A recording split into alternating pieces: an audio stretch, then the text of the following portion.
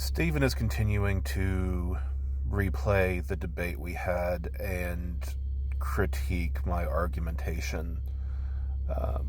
So let's just walk through what he says about my opening statement. To be clear, I'm not making bad faith complaints. I wasn't surprised that he did the review. He told me the day of that he was going to do the review.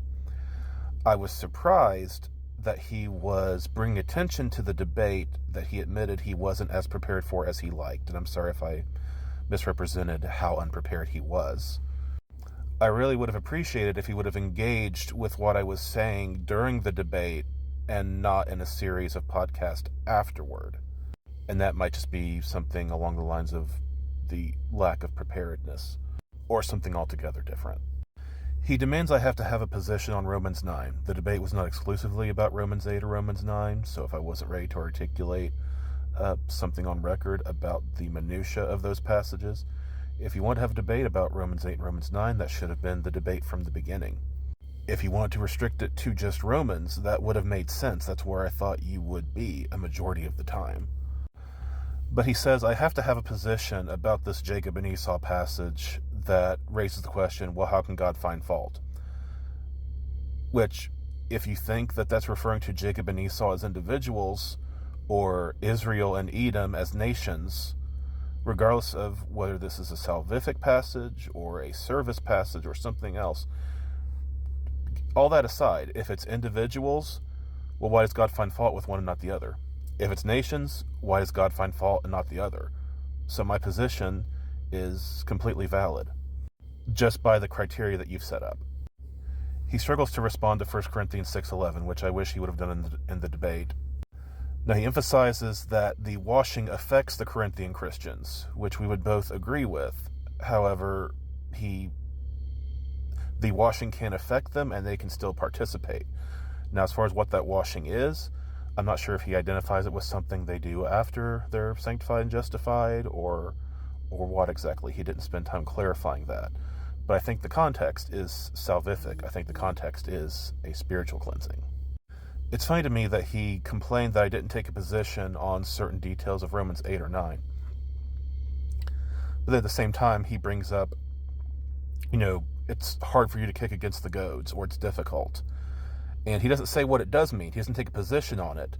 But he doesn't think I'm right to say that there was some sort of conviction of the Holy Spirit that he was fighting against God's people and persecuting them.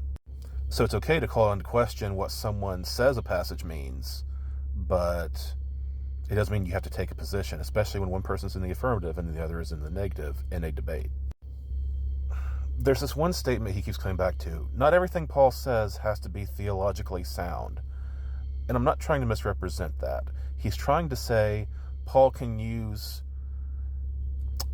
humanistic points of view in expressing certain things. Like when Paul says, I wasn't disobedient to the heavenly vision. He comes back to this in Galatians 5.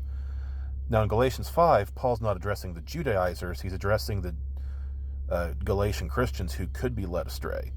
Or maybe they are led astray. But if your answer to these questionable things, or even Paul saying, you'll save yourself and those who hear you, to Timothy, saying every statement in the Bible doesn't have to communicate absolute theological truth.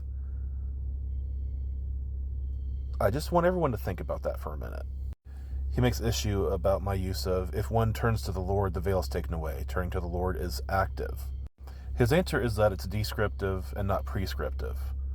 Now, it's a really bad dichotomy to say everything that doesn't fit my theology is descriptive, therefore it's not prescriptive. Something can be descriptive, and it can also be prescriptive if we have Bible authority, which is maybe even a good discussion to have sometime.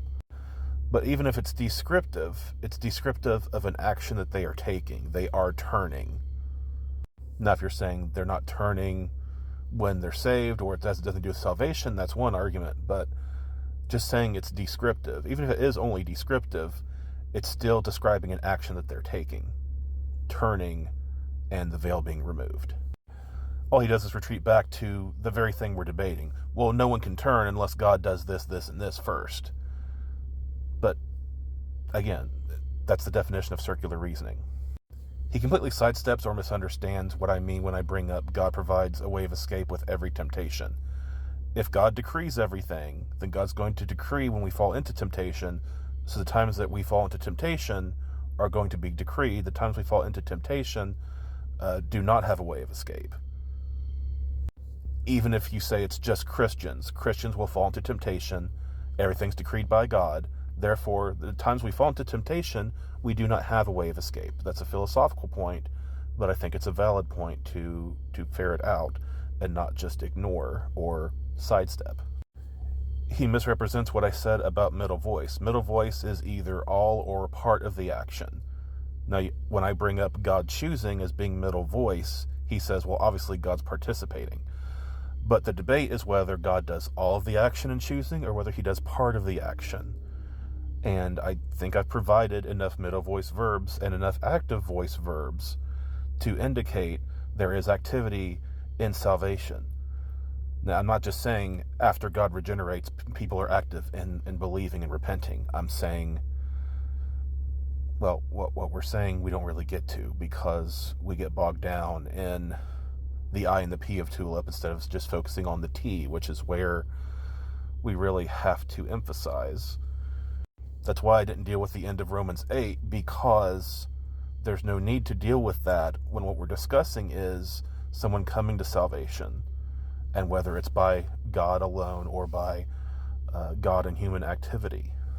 Now, I absolutely don't have a problem, this is the last point, with him saying the 1689 London Baptist Confession that he holds to is wrong about affirming a form or a kind of middle knowledge or something similar to middle knowledge. I don't care that he, disagrees with that particular point of the confession. I've had other Reformed Baptists tell me, well, that's not the same thing as what Molinist believes. I've had two actually tell me, well, that's not the same thing as Molinist middle knowledge. And that's a discussion that's not really important to me.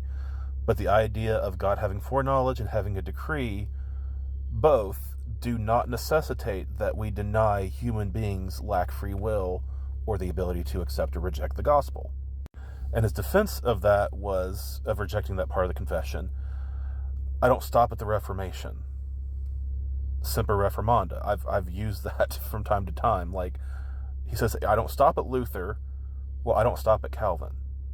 Because Calvin introduces certain problems where you really don't have a choice but to say things like, Paul isn't speaking accurately theologically all the time.